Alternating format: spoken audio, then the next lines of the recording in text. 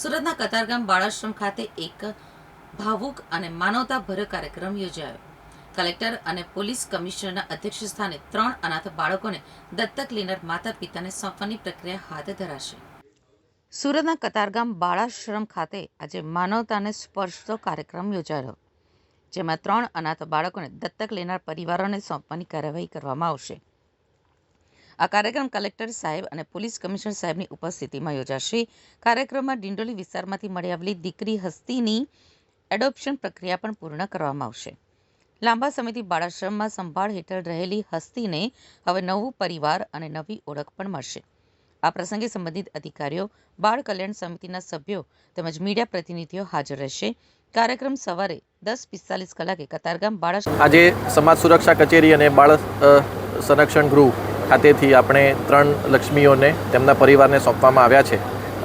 માનનીય સીપી સાહેબે કીધું એમ જે હસ્તી છે તે પોલીસ પરિવારને મળી હતી અને ત્યાર પછી અહીંયા આપણે શિશુગૃહમાં તેનો ઉછેર કરવામાં આવ્યો હતો. તે જ રીતે અન્ય 2 દીકરીઓ છે એને પણ આપણે અલગ અલગ જગ્યાએથી મળી આવેલી અને આપણે શિશુગૃહમાં એનો ઉછેર કર્યો છે.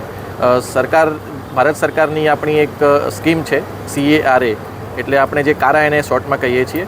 કોઈ પણ વાલીને જ્યારે કોઈ દત્તક સંતાન જોઈતું હોય તો તે કારા ઉપર રજિસ્ટ્રેશન કરાવી શકે છે અને આખી પ્રોસેસ જે છે એ બહુ લાંબી પ્રોસેસ છે.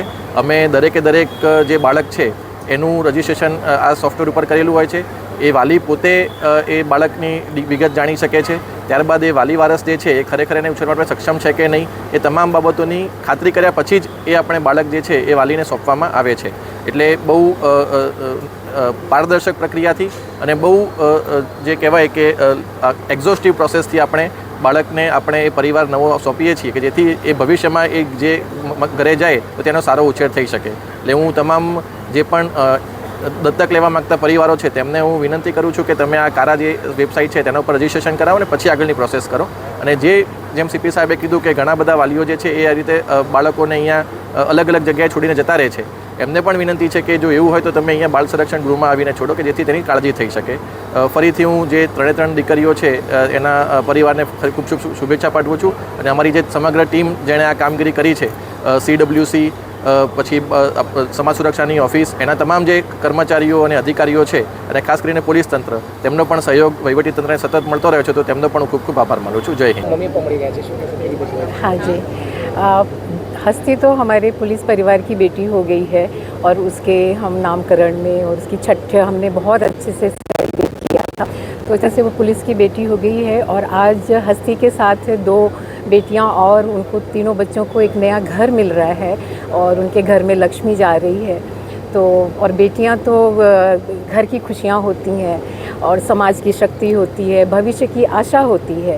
और आज आपके माध्यम से मैं ये ज़रूर कहना चाहती हूँ कि एडॉप्टेशन को आप दया ना समझें, कोई भी उसको दया ना समझे, क्योंकि हर बच्चे को जो जन्म लेता है ना, उसको एक परिवार, एक खुशी, एक उसका वो हक होता है, तो वो उसको मिलना ही चाहिए.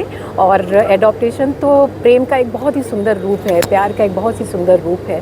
और यही बाकी तो हमारे ऑफिसर लोग ने बता ही दिया है कि आप बच्चों को इस तरह ना डालें. कहीं नदियों के किनारे पड़े होते हैं, कहीं पेड़ों के नीचे पड़े होते हैं, ऐसा ना करें. शिशु गृह में बच्चों को लाएं. और इन तीनों बच्चियों के भविष्य की कामना करती हूँ कि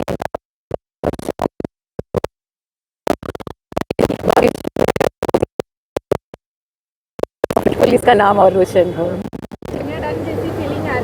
हाँ जी, मुझे तो पता नहीं, मैं बहुत ज़्यादा भावुक हो रही हूँ. अपने आप को मैं बहुत कंट्रोल कर रही हूँ कि एक अलग सा अटैचमेंट तो हो ही गया है उनके साथ. और उनके साथ कि मैं हर बच्चे को जब भी देखती हूँ इस तरह, तो मुझे एक अलग सी फीलिंग आती है जिसको मैं बयान नहीं कर सकती. बट इस बात की बहुत खुशी है कि उसको एक बहुत अच्छा घर मिल रहा है, उसका भविष्य बहुत अच्छा होगा. और यही ईश्वर से कामना है कि सभी बच्चे, जितने भी बच्चे अभी यहाँ पे हैं, सबको एक अच्छा परिवार मिले.